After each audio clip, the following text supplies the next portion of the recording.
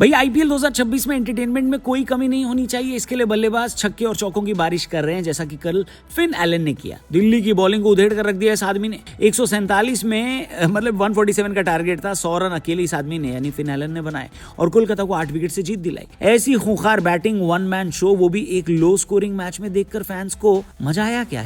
मजा आया। Hello hi नमस्कार, क्रिको देख रहे हैं आप, मेरा नाम है रौनक। फिन एलन की बैटिंग कल देखना मैं मिस कर गया, लेकिन जब स्कोर कार्ड देखा तो मुझे लगा ये मैंने क्या मिस कर दिया। 10 छक्के, 47 गेंद, 100 run. Strike rate Qutub Minar से भी ऊंचा। इस तरह की बैटिंग से फिन एलन पूरे मैच में छा गए। मगर सच तो ये भी है कि कोलकाता के बॉलर्स ने भी दिल्ली बैटर्स को बांध कर रख दिया था। वो भी सिर्फ 142 रन बना पाए। पॉइंट्स टेबल पर अब कोलकाता के लिए गणितबाजी बढ़ी है कि अब कैसे पहुंचे पॉइंट्स टेबल में और ऊपर। वैसे सिंपल है, अपने मैच जीतो और जो ऊपर वाली टीमें हैं मनाओ कि वो हार जाएं। नहीं जैसे कि आज का मैच है राजस्थान और गुजरात के बीच, जिसका रिजल्ट डिसाइड कर सकता है कि पॉइंट्स टेबल का कैमल यानी ऊंट किस करवट बैठेगा।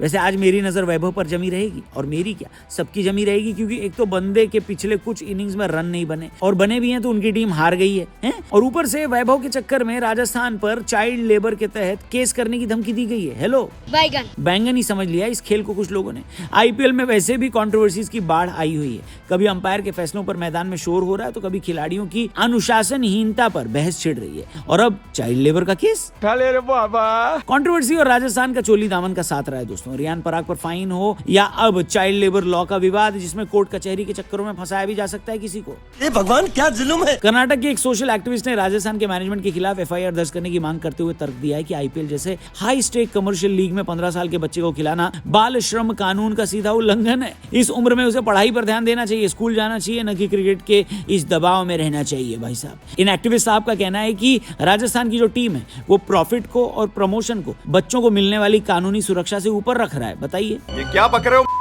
मुझे तो लगता है एसीपी सर 15 साल का बिहार का लाला, जिसने सबको अपना दीवाना बनाया हुआ है, उससे जोड़कर कुछ भी बोलकर फेमस होने का अच्छा तरीका निकाला गया है। नहीं, अब ये वैभव वर्ल्ड क्लास बॉलर्स की धुनाई करेगा या फिर कोर्ट कचहरी की चक्कर लगाएगा? बताइए। बोलो टेल। अब सवाल ये कि क्या कानूनी रूप से राजस्थान फंस सकती है? भारत के child prohibition and regulation act 1986 के तहत वैभव इस कैटेगरी में आते तो हैं, लेकिन उन्हें स्पोर्ट्स एक्टिविटी या आर्टिस्ट के तौर पर काम करने की परमिशन है, लेकिन उसकी कुछ कड़ी शर्तें भी। पहली शर्त 6 घंटे की लिमिट, दूसरी काम का समय, तीसरी पढ़ाई, यानी कानून साफ कहता है कि बच्चे का काम बच्चे की पढ़ाई में बाधा नहीं बनना चाहिए। वैभव के मामले में विवाद की मुख्य वजह यही है कि उन्होंने अप्रैल 2026 में अपनी 10वीं की बोर्ड परीक्षा छोड़ दी। एक्टिविस्ट का तर्क है कि एक आईपीएल मैच डे में 4 घंटे का खेल, 3-4 घंटे की ट्रेनिंग और ट्रैवल मिलाकर ये तय सीमा के पार हो जाती है। साथ ही रूल्स के अनुसार कमाई का एक बड़ा हिस्सा, लगभग 20 से 50% एक फिक्स डिपॉजिट अकाउंट में होना चाहिए, जिसे वो 18 साल का होने पर ही निकाल सके। समझे? यहाँ एक और सवाल उठता है कि जूनियर खिलाड़ी 50 ओवर का फॉर्मेट भी तो खेलते हैं,